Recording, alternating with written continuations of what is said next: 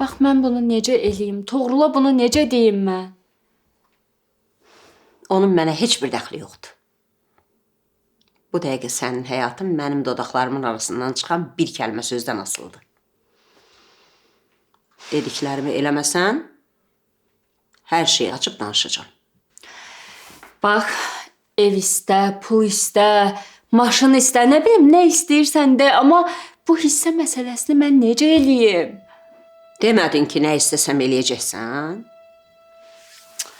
Mənim də istədiyim budur. Bax da, yaxşı fikirləş. Mən başa düşmürəm. Sən şirkətdən hissə niyə istəyirsən ki? Mən hər ay sənin kartına pul köçürdüm. Get ürəyin istədiyi qədər xərclə də. Pul mənim nəyimə lazımdır? Hə? Mən istəyirəm ki, məni bu evdə saysınlar, hörmət eləsinlər. Xanlarovların axırına çıxmaq istəyirəm. Onlar mənim bütün arzularımı, istəklərimi, xoşbəxtliyimi ərim əlimdən aldılar. Cavan yaşda bu ailəyə görə mən ərsiz qaldım. Amma daha bəsdir.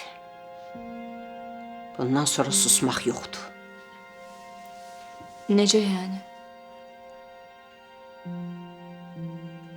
Ərimi bunlar öldürdü.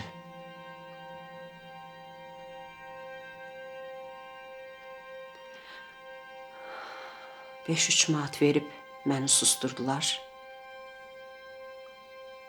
Sonra da qabaqlarında qulluq çelədilər. Ömür boyu uşağım atasız boynu bükük böyüdü. Onlar yeyib-içib kef eləyəndə mənim bütün ömrüm fikirlə keçdi.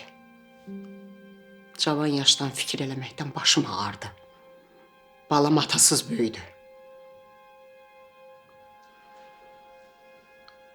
Amma eybi yox. Artıq vaxt çatıb. Mənə yaşatdıqlarının hamısını, qisasını onlardan alacağım.